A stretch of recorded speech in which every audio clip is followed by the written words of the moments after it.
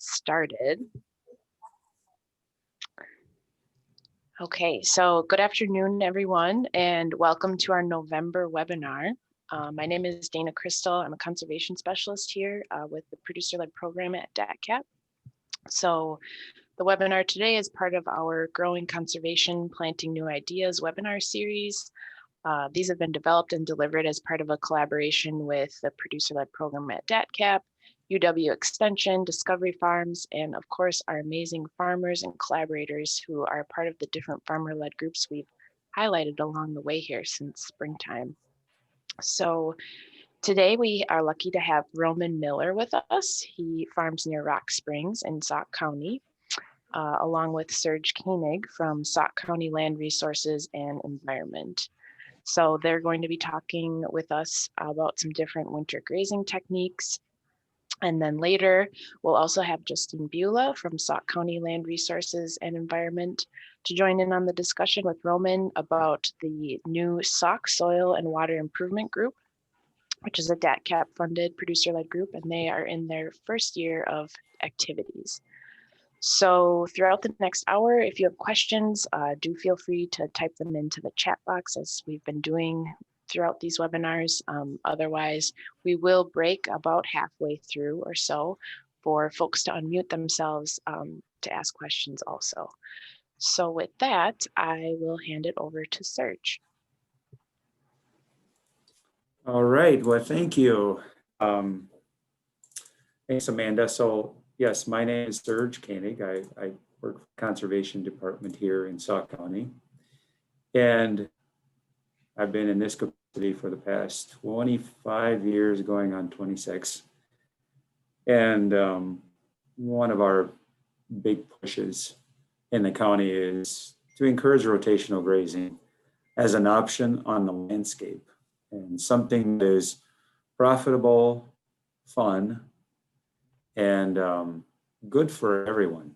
I mean, that's the angle that we're trying to use here. And I think so far, so good. You know, one of the keys to being profitable is reducing the winter feed. And, you know, if you look at most of the stats, winter feed and hay costs are about 60% of the cost of livestock operations, and especially beef. And so the more we can limit that, the more profitable the venture is. And so a typical grazing year consists of 6 months of rotational grazing and 6 months of winter feed.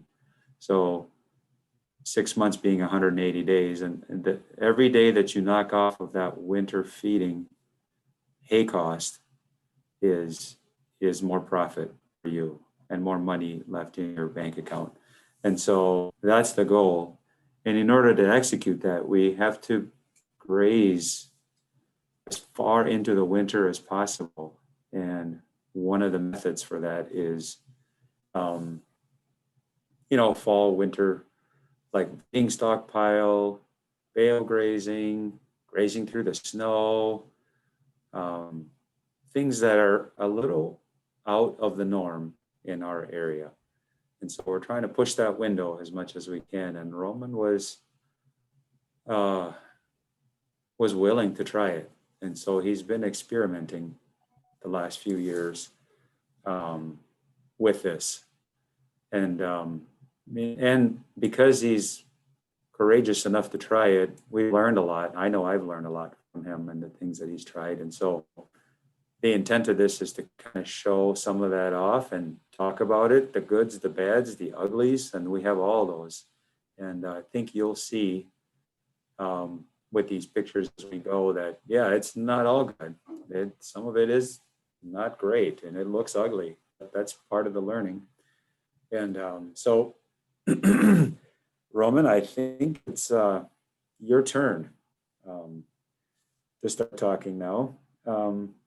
Why don't you kind of give us a little background about yourself and where you are, and I can kind of walk you through it if you're missing some things. Go ahead. All right. Well, I guess, like, you know, I'm Roman Miller, and we farm out by Rock Springs area.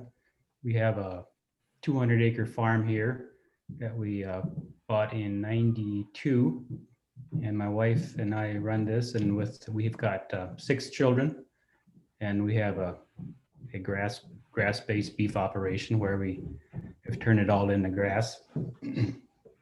And we have cows, and we have sheep, goats, and rabbits, and kind of chickens and donkeys and horses. So we're kind of supposed to be. I mean, it's a well fit for us, but I guess it might be for anybody too. But it's just working out really good with turning it into grazing. I guess what I like about it the most is the simplicity of it. It's very kid friendly and easy to operate and fun to operate. So, and the health of the land and the animals too. So there. Okay. So Roman, when did you kind of get into rotational grazing? I know this is about winter feeding, but it starts with rotational grazing. And so we need to kind of talk about that a little bit and then work into winter feeding and hay feeding. So kind of give the folks kind of an idea of what got you into grazing and when you did that and what motivates you to do it. Yeah, that's quite a few questions there, but I'll try to go through them. We started in 2017. I was set stock grazing for about 20 years, where you just put the cows out and then just gather them in the fall and hope for the best. So in 2017, we were row cropping, and it just wasn't that much fun, because you would have a lot of expenses. The expenses kept going up and the margins were going down. And that last year, our farm averaged over 200 bushel an acre, and it still just wasn't really a good fit for us. A lot of erosion going on, lots of gullies we had to keep filling in, and the water was, as a matter of fact, there was so much runoff, we were thinking about taking our culverts out and just making a drive-through in our driveway with all the water coming off the hills. And then I knew something wasn't right with that. So in 2017, we signed up with, Serge has been kind of after me for about 5 years probably, with a little prodding, and I kind of was wanting to go that way anyway. But then when he made me the offer with the cost sharing thing, I just thought that was kind of a good time to turn it all into grass. So in 2017, we did that, added about 7 miles more fencing and 5 miles of water line, and seeded everything down in that 1 year. So I think it was about 175 acres we converted from corn and beans to the grass.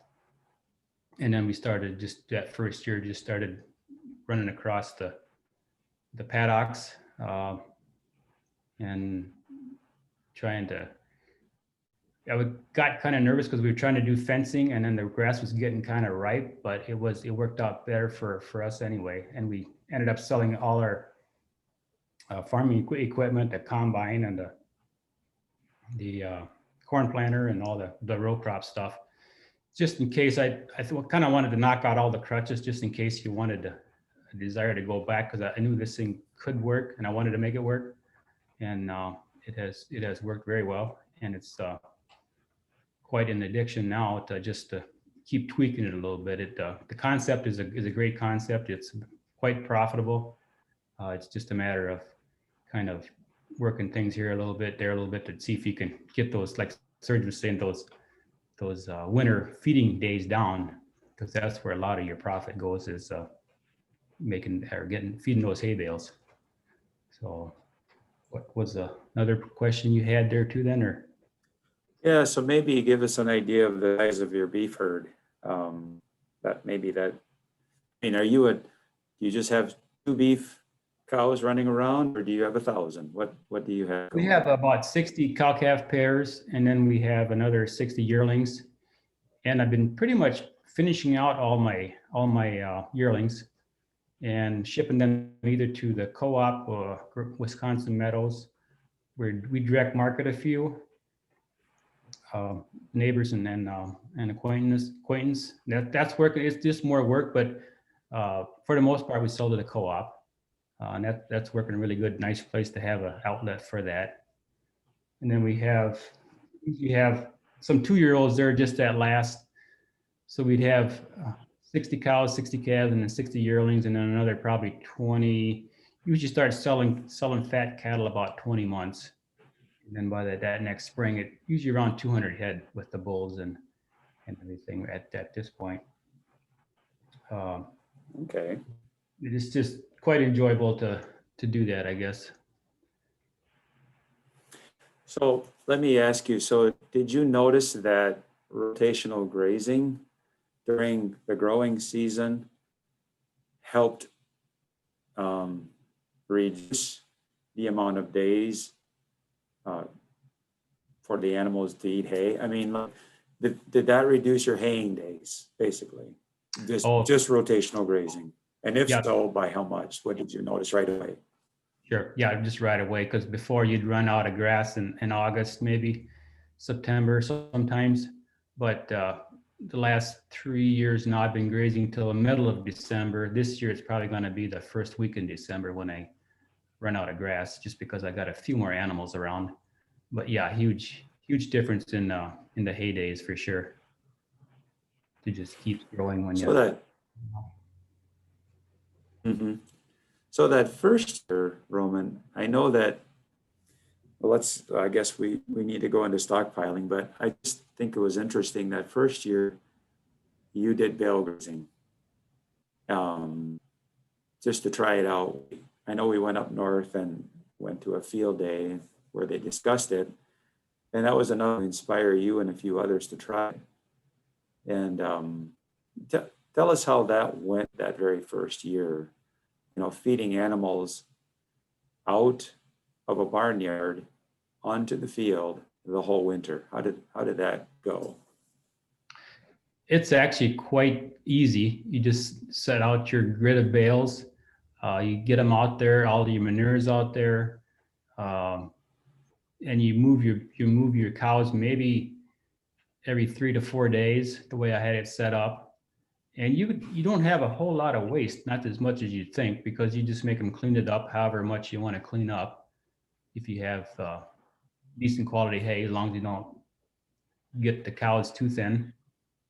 But it just really worked good because anybody can go out there and do it. That's the beauty of that. If I'm not around, you could just go out there and move the bale rings. I usually had a set of bale rings out there, and then you had to have some hot wires to keep them off so you'd only get 6 at a time.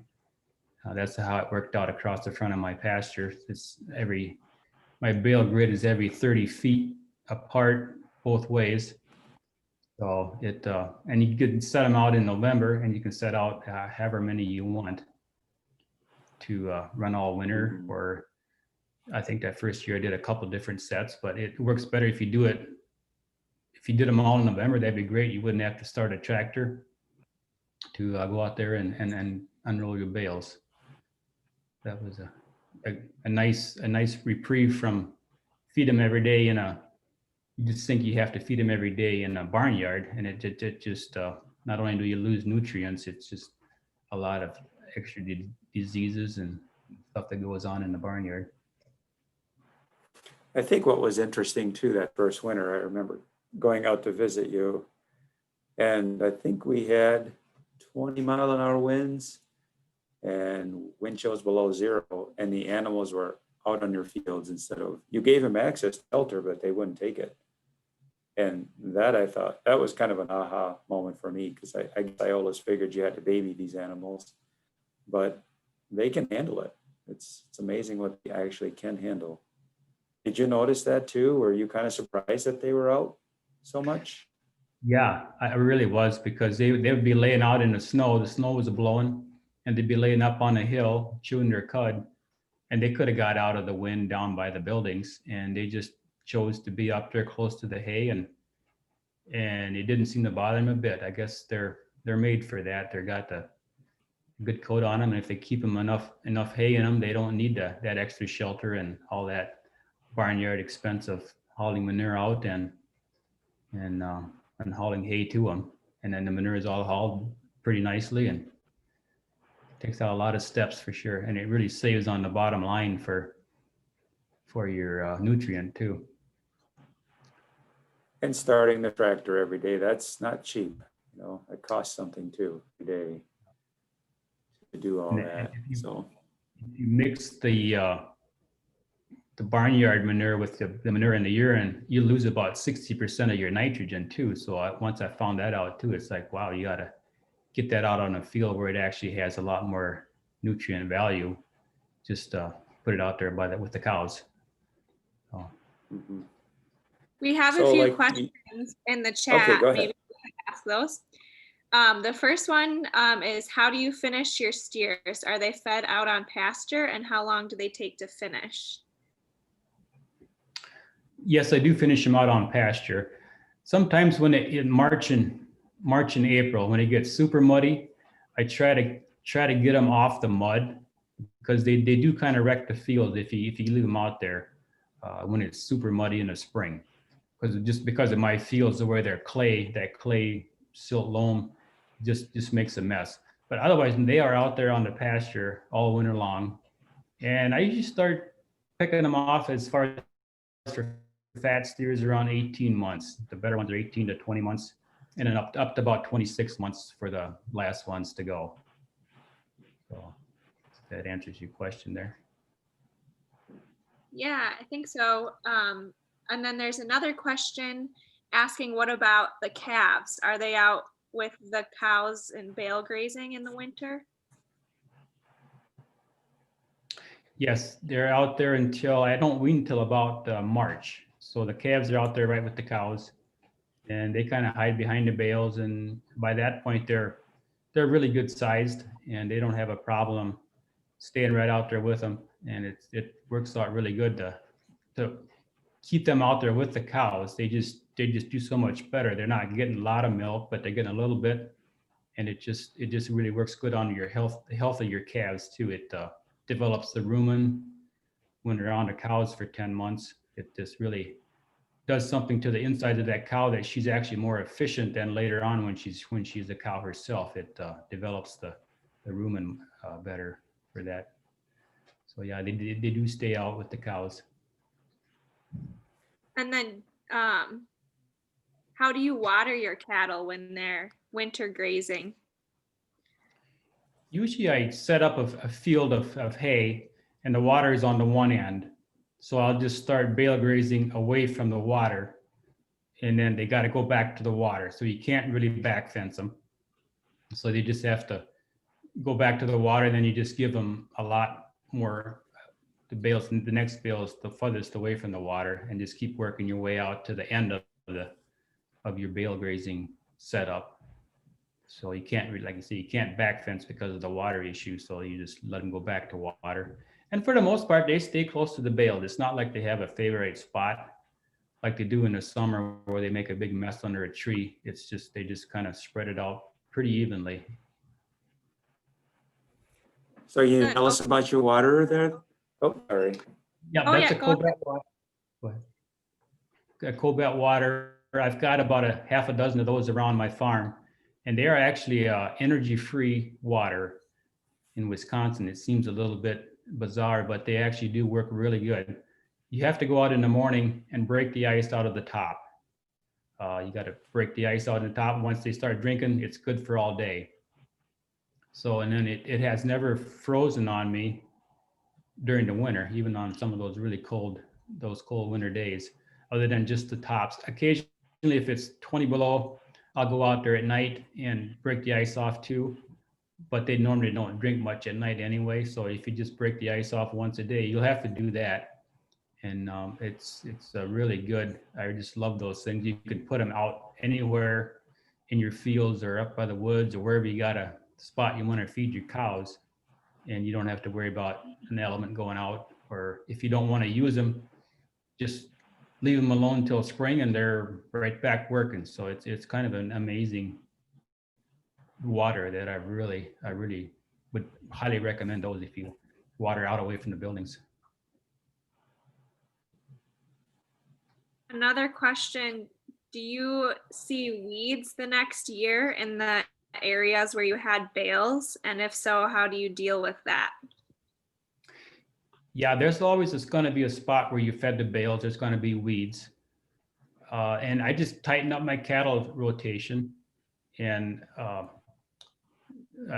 just make them knock those weeds down. And then they do pretty good. It's going to take probably another extra month to get the cows out on that particular spot. But you can really tell from there on out if you don't get it muddy, if you just bale graze it right without that muddy mess, that you really increase your soil fertility.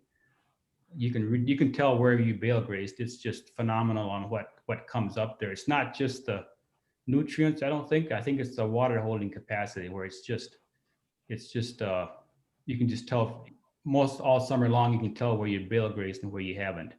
It might take 6 months to kind of get it really going good. You could seed those spots down if you wanted to, but the weeds, they really don't bother you. It's just a matter of the cows even eat some of the weeds and knock them down. And yeah, there is going to be weeds, but that wouldn't bother me at all, just because of what you do to the ground. Well, yeah, I think so. Let's have we'll have Serge and Roman go through the rest of their slides, and then we still have quite a few questions coming in, so we'll ask those once you get through them. But keep the questions coming. Okay, sounds good. So Roman, I know early on where they bale grazed, there was it was the pasture was a little bit broken down, and instead of tilling it, and like where they were, you just no-till drilled some cover crops into it. Even though the existing grass was still there, some of that obviously died out. And this is what the picture that I'm showing here is showing. And maybe you can talk about, let's see. So you used here was the cover crop mix that you used after bale grazing. Can you talk about that process and whether or not you would do that again this way? I guess I'm a little bit mixed on the cover crop planting. That year I grazed it pretty hard. They were there for a long time. There was no grass left. They had it all down to dirt. And so it was a good spot to plant my cover crops. And that year it worked really, really good, because you almost need to either terminate your grasses and your perennials to get this cover crop to really do good, or spray it, and I'm not willing to do either one. So I tried, but that year worked really good. I planted those cover crops in there, and they just did phenomenal, and it really did wake up the soil too.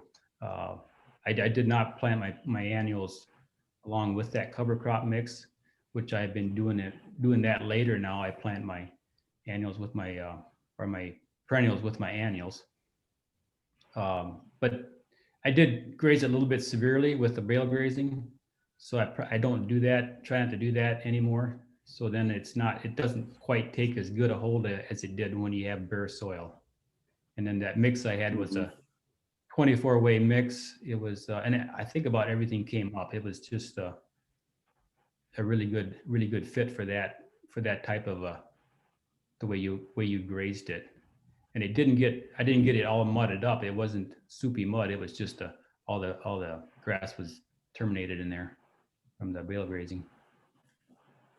Okay, so it looked like this to begin with, and after you're seeing, and things are coming up nice. Here was the mix, and that's what it looked like in the fall, towards fall on the left-hand side. And then, gosh, I'm trying to remember, when was this that I remember taking this video. That was after a good hard freeze for sure, because the Sudangrass was froze a couple times. And that mix was about all that was left was the Sudangrass. The microbes and the bugs had come up and pulled down all the stuff that was about knee high in there. It was just so thick you couldn't hardly walk through it. But by the time I went to graze it, the microbes had pulled down it was bare. It looked like a cornfield in there because all that was left standing was the Sudangrass. That kind of amazed me. There was just so much activity in there. You probably wouldn't want to stay out there at night the way it looked because there was stuff in the dirt. And Right. I know Justine put planted that cotton underwear in that field, and they were just annihilated because it really. And then now you can tell that field is just doing really good too. The pasture is always better in that area where I did put those cover crops in. So I think the root system does have a good effect on your microbes and your different root depths and all that. It worked really good in that situation. Do you rotate those strips? I think you do, but maybe you can speak to that. You don't bale graze on the same area every year, do you? Exactly. No, you want to spread them out, different areas for sure, because you put a lot of nutrients in one area, so you want to kind of spread that across your whole farm. And I guess that's getting a little bit ahead, but that's why I try to do bale and rolling to try to spread more acres across my farm versus just, if I do bale grazing, it's about 10 acres a year. And to cover that 200 acres, it's going to take a while. And that mix there, I just planted just the picture back, or we're still doing the bale grazing. Okay, I can. I'll go back here. That mix, or you're talking this one? Let's see, mine didn't show up here yet. That was the first mix I had. Oh, there we go. No. Go back where that green, that kind of that light green. There you go. Okay. Oh, go down one. Okay. There. Okay. Actually, where the cows were in there, can you go back to? There you go. That one. I planted that in June of this year. I planted in a 6-way sorghum Sudan mix. I baled it off of there. It was kind of a pasture I had wrecked. I had baled to graze, or I had grazed it when it was too wet out, and it was kind of a messed up field. So I planted these cover crops in there along with my perennials. And this is what kind of came up. It was in mid-June. I baled it, I raked it, and then about a week later, I grazed it really short, and it was perfect moisture. And I planted this in there. It came up good, and the cattle did really good on it. But I just don't know if I would do it again because it never just really exploded, because I think it needs a lot of nitrogen, the sorghum Sudan. But the perennials came up really good, and so now it's looking really good again. But just the cost of it, I don't know if I'd really go that way, because I don't know, is it enough benefit to the root structures going in there or not to really make it worth it. I think I would just plant my perennials back in there, not worry about too much about the cover crops myself. I'd like to talk to somebody that had better luck maybe than I do, without either terminating the stand or working it up. I don't know if there's a way or spraying it or whatever you need to do to get it to come up better. But I guess I'm not too convinced either way right now. So I was working with a farmer this past summer, and we tried exactly what you were trying. I thought, well, let's try it on another farm. And he was willing to do that. Rotationally grazed dairy farm, and we had him graze it down to the nubs and established it was all just sorghum Sudangrass, and put it tilled it right into the existing pasture. And it was the first week in July, so that the cool seasons were kind of on their way out. The warm season should be coming on strong. And of course, then it refused to rain for a month and a half, 2 months, and that probably didn't help matters. So I asked him the same question that you're dealing with. Would you do this again? And his answer was no, just like you. His answer was, it didn't make sense to interseed the sorghum Sudan into the existing pasture. For the money that put in, you weren't getting that much forage out of it, extra forage. He thought these perennials would have been just fine, because the thing about planting this stuff is you can't touch it for quite a few weeks. And so in the meantime, there's still competition there from the cool season grasses and legumes that are in the pasture. And so that competition definitely holds back the sorghum Sudan and the warm season annuals that you put in. And it's not cheap.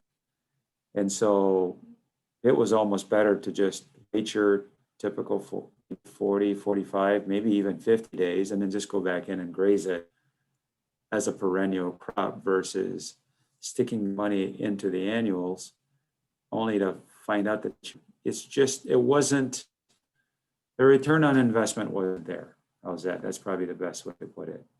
And it sounds like, and you keep trying, which I give you credit for, and it sounds like you're kind of coming into the same conclusion. Am I correct in saying that, Roman? Yeah, that's very correct. I was even tempted this year to till it a little bit on top, just to use a rotor tiller. And I talked to one of the guys, actually Ron Bula, about it, and he talked me out of it. So I guess friends don't let friends tear up their pasture, so I'm glad he did. So yeah, I just don't have any good answers on how to get those established really good without either, like I say, terminating it or tilling it or doing something to it. So I guess I'm a little bit kind of on the fence on that one for sure. Yep.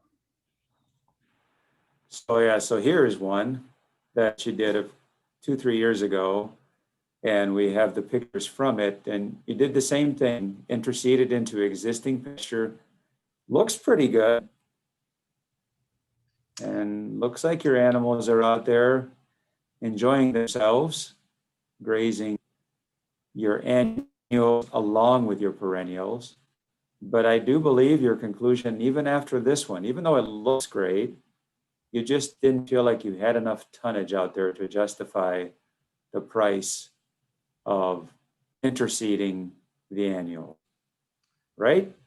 Yep, that is correct. And it had a lot of stuff came up, but it's just that competition. That was about the first year I switched some alfalfa fields when I planted that into straight alfalfa fields. It did pretty good, but now that my pasture a little bit thicker, it doesn't do that good anymore. It just too much competition with what's there, and then you have to basically skip a rotation on your grazing rotation. So then you wait 60, 70 days to graze it. So then you lose a rotation. Do you actually gain tonnage in that extra 60, 70 days? I'm not, like I say, I'm not sure on that. So Yeah, I think I agree with you on that. It just seems like you have to wait so long for this thing to grow, like you say, 60 to 70 days, and the typical rotation is 30 to 50 days. And so, yeah, you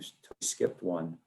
And, and then all of a sudden your grass is in stage 3 instead of staying at stage 2. So you lose tonnage there too.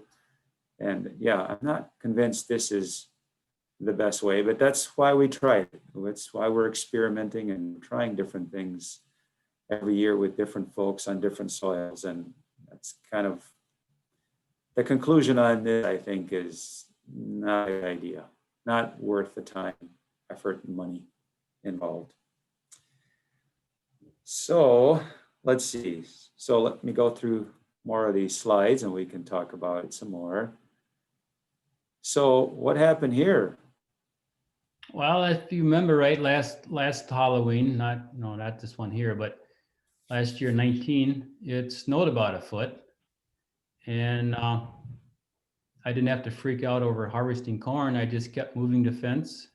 Actually, my son did, because I wasn't home, so he went out with my wife, and they moved the fence, and things kept right on going.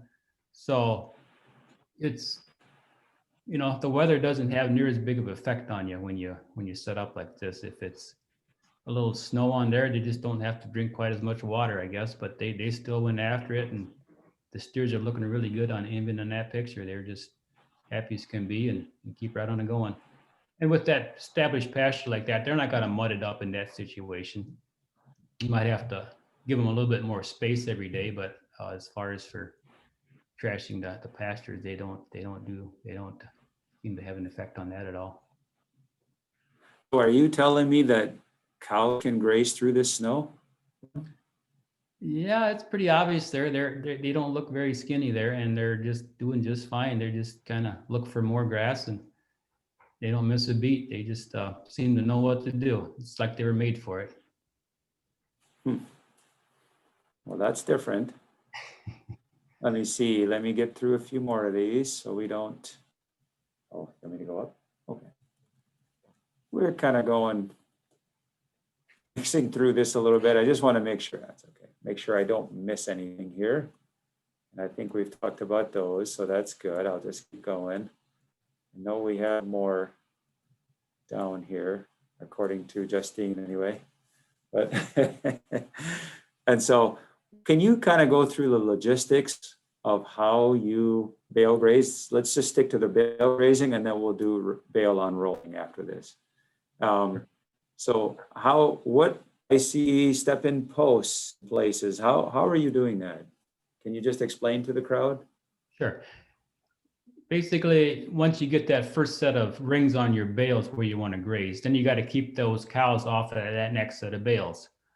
So you just stick your step-in post into that middle of that bale and still use your wires on each end to make it hot. So you stick that in there. It's about, those step-in posts are 32 inches. And that seems to be enough to keep them off the bales. Occasionally you want to kind of sneak around and eat a little bit off the edge. And then sometimes too, it works good for the calves. They'll run underneath there and then get maybe a little bit better quality than what the moms get, which is just fine. But then you have to get another set of bales with that same system behind there, because when you roll that one up to let the cows through, they're going to run through, and if you don't have another wire set up, two sets of wires set up, you're going to have cows in the whole bale grazing system. So you always got to be one ahead. You got to get the one that keeps them off the bales, and then you got to set up the next one too. So basically all you do then is roll that wire up, and the cows go to them bales, and then you just flip those bale rings up and go to the next set of bales. And I do have them, I think I said earlier, I have them in a 30-foot grid. The bales are 30 feet apart both ways. And it seems to work out pretty good. There's plenty of room for the cows to get around them. And I like to have enough room for each cow to have a bunk space so they don't be pushing and shoving. And they seem to be really happy out there. Nobody gets really skinny, or sometimes the boss cow gets more, but these have access to hay all day long, and there's nobody gets pushed back either. So would you say it's important to have light bale rings so it's easy to tip up and move? It really does help, yeah. These are metal ones, and sometimes if you get a foot of snow and they'll pack that outside ring in when they're stomping on it, it can be a little bit of a challenge to get them loose. But plastic would probably actually work better. It wouldn't freeze down as much, and it'd be a little lighter. I did have some plastic ones, and then they just were made a little bit too light. So rather than getting an expensive one, I just went with metal ones. And as long as you can get the corner broke loose, but for the most part, they're usually scooting them around before you get to move them around, so they're all loose. And the kids can even flip them up and move them to the next set of bales. But when they're frozen, they're a little bit of a problem, but nothing too major. Now, I know there's some of our producers in Sauk County, they don't even use a bale ring. I think I've seen them, well, Darren, I don't think Darren uses a bale ring. And he just makes them eat everything up before he gives them new pasture. Now, why? Is that something you would consider? But it's all good. Whatever works for every farm is what you do. But what's your thought on that? I guess I would definitely would consider it. Yeah, it would be a change of mind mostly. I'm still probably a little bit fixed into that saving all that hay because you don't want to waste it. Well, you waste more with a bale ring or without? I don't know, but that is something I would consider, and it would make it a whole lot easier for sure. Mhm. That's something that actually I would probably try actually because it would make it even easier than flipping those bale rings over. Just a good feeling for myself, I guess. I don't know why I do it. I guess that's a good point to try it without it and see if there's actually a difference. I don't know. Okay.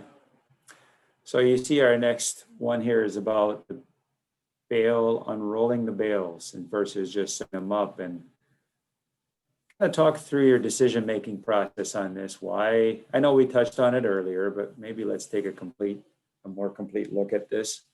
If you would kind of explain logic behind going away from the bale rings sometimes and using the unroller sometimes, and can you talk about that? Yeah, basically what I was trying to get more nutrients spread across my whole farm faster because there's $50 to $60 worth of fertilizer in a round bale or a ton of hay. So rather than putting 30 ton an acre on, I thought I could maybe speed up my grazing process by unrolling the hay out in the field, just to do a better job of spreading out the nutrients across my whole farm to get it jump started and going. And it does work good that way. Even on one of those pictures, there's a spot where you can see where you unroll the bales. But I guess one problem I could see maybe, what if you roll the bale on that same spot the next year? Is that gonna be nice to have a way to know where you did it last year and then put it in between there, which I don't have a way of doing that. But as far as I think bale grazing, you could probably get more nutrients out of the actual bale because when you unroll it, there's a lot of fines that are flying around and they get down on the dirt, especially if you didn't have a snow cover. You'd probably actually lose a little bit of nutrients down there with a higher protein, the flakes of alfalfa or whatever you're feeding there.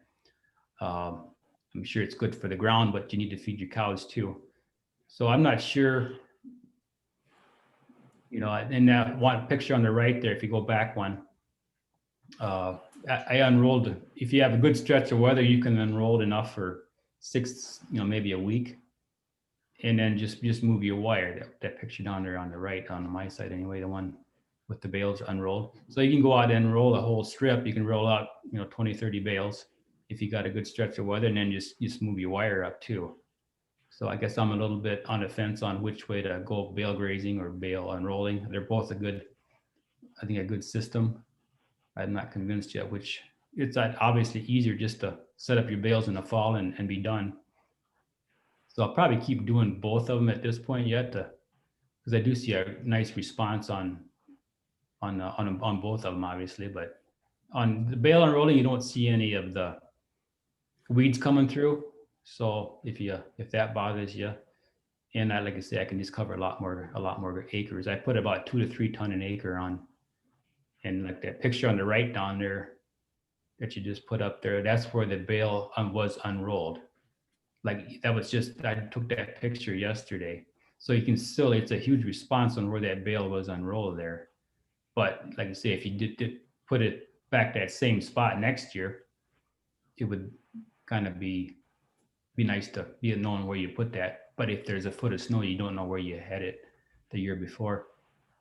And that spot where it's all souped up there, that's what happens when it's in the spring or even in the middle of winter. If you get a lot of rain, that's about 8 hours worth of eating that one bale. And you do it like that, you get about a foot of soup in there. It takes about 3 years, 2 to 3 years to recover from your pastures. And then even at the 2 to 3 years, you don't get the response like you do if you bale graze it when you don't get that mud. But if it gets muddy like that, it's just, you got to have a sacrifice lot to put them in till it kind of firms up, or because that just, for me, it just does not work on the clay ground here to let them do that. We have quite a few more questions in the chat. Oh, I see. We're on the question slide now. Perfect. So maybe we can get through a couple of those and then move on and talk about your producer-led group. But some questions came in. One question, are you adjusting the diet of your cows since the calves are on them for an extended period of time? No, I'm not. I just try to get, and I wouldn't advise that for commercial cows. It just, it's just too hard on them. You got to get, you have to get the phenotype right. You got to get a cow with a big belly, short legs to get enough groceries in there to support herself and the calf. So I wouldn't, I guess I wouldn't advise it to, if you just have your standard cows, you need to get a little bit different cow to handle that, because she's probably not going to breed back if you milk her down that far and let her get skinny, because that is hard on cows, especially if the ones that are handicapped with their rumen capacity. So that's one thing you want to be careful of. Don't get your cows too thin and they're not going to breed back. But it's more of a, I guess, the different kind of cow. I don't know if it's the right kind of cow, but a cow that actually, that you can do that and they'll breed back. And so I guess that's the phenotype of the cow.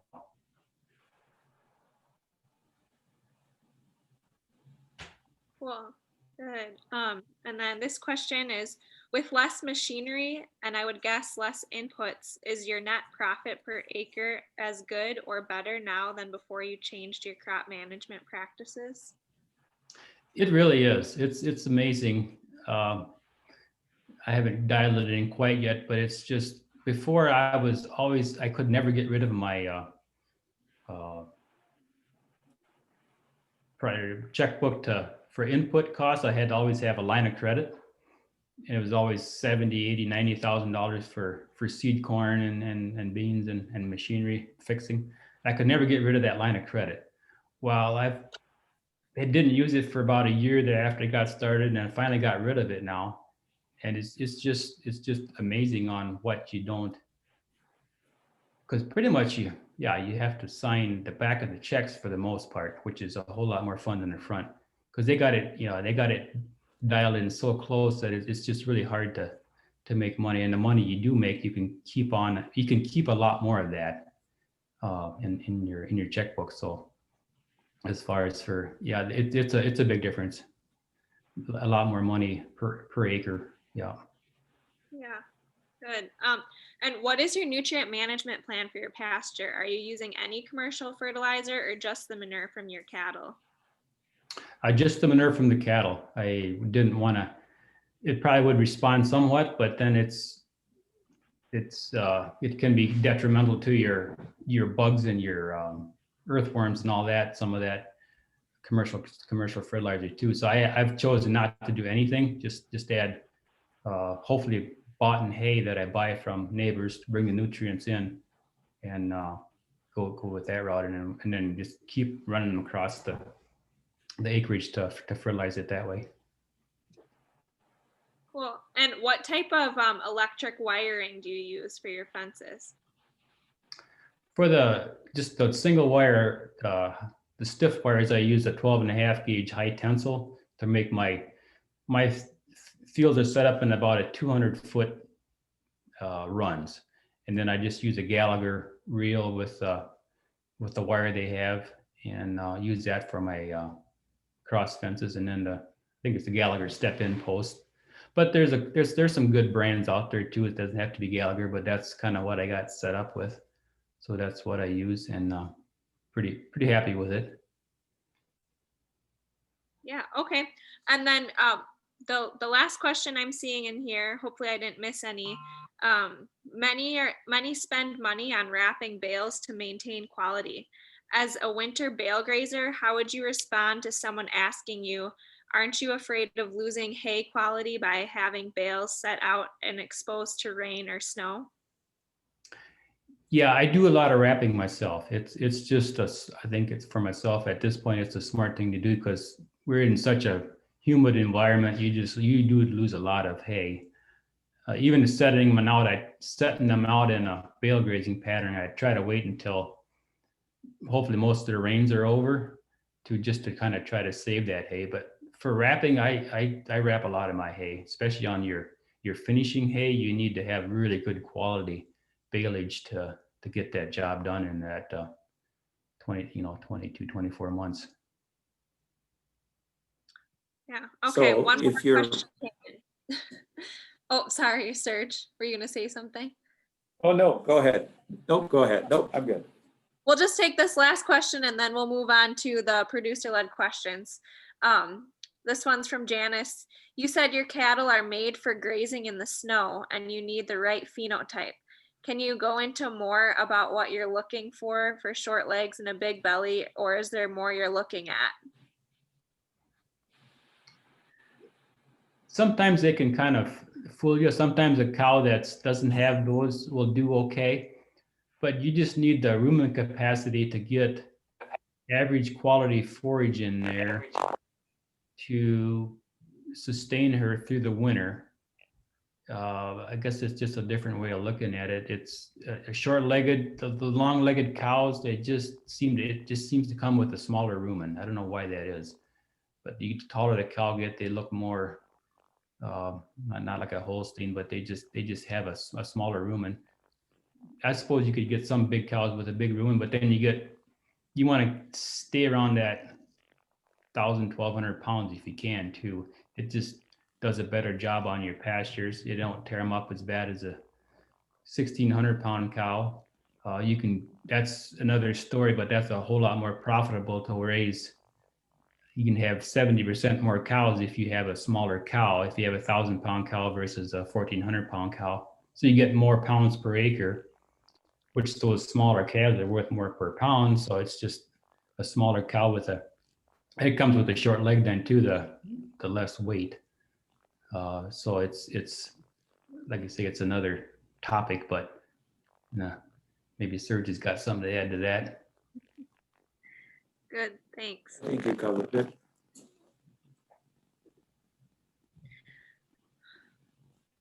I think we can move on now to the next set of questions for Serge and Justine. Yeah, so Roman, you're a part of the Sauk Soil and Water Improvement Group, also known as SWIG. Would you be able to talk a little bit about your involvement in the group? It's a relatively new group here, but would you be able to talk about how you're participating and what you're either learning or what you're doing through this group right now? For myself, okay. I guess I just like to kind of keep up on what's going on, because I don't do row crops, but it doesn't mean that you don't educate yourself and see how it's got a really good impact on your soil health, because that's a pretty big issue nowadays with the runoff, with what they're trying to do with cleaning up the water. It's fun to be involved in something that's positive, I guess, as far as for the farming aspect of it, because there's plenty of non-positive stuff going on. So do what you can, I guess, and educate other people. So it's a good group to belong to. Yeah, and for the other people online here that are listening, so SWIG formed basically in January of 2019. And basically we got a lot of our farmers around the county, around the area here that were very interested in these different practices, and we put them in the same room, and that's how this group ended up forming. There's a lot of concerns around the water resources in the area. We have the watersheds that we cover are in the map here. And there's concerns over Honey Creek, Narrows Creek, Otter Creek. These are all listed as impaired waterways due to sediment or phosphorus. And there's a lot that we can do in terms of practices on the land to mitigate those issues. So the group kind of formed relatively recently here. And then this last year, they received funding and were able to implement some different cost share programs along with education programs. So there was a row crop to rotational grazing program to help people get established with rotational grazing, since we have quite a few more experienced grazers within the group. And then we also have a cover crop program that was going for 2020 here as well to encourage some more cover crops on the land and also encourage more diversity among those cover crops as well. So if you're planting rye, trying to go to a three-way mix or add some more diversity to those mixes. So the group is a really phenomenal group of people to work with. They are spread across these watersheds that you see up on the map there.